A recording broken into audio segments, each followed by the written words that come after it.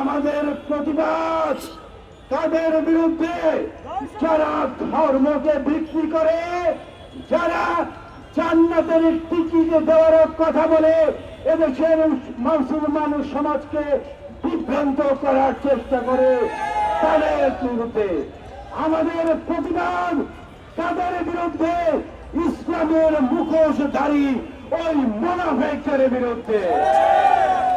আমরা একটি কথা অত্যন্ত দ্ব্যর্থহীন ভাবে বলতে চাই, বাংলাদেশ জাতীয়তাবাদী দল বিএনপির জন্ম হয়েছে শহীদ প্রেসিডেন্ট জিয়াউর রহমানের হাত ধরে। শহীদ প্রেসিডেন্ট জিয়াউর রহমান বাংলাদেশের রাজনীতি, বাংলাদেশের ইতিহাসের এক ধূমকেতু ধ্রুবতারা। 1971 সালে শহীদ প্রেসিডেন্ট জিয়াউর রহমান বাংলাদেশের রাজনীতি, বাংলাদেশের ইতিহাসের এক ধূমকেতু ধ্রুবতারা।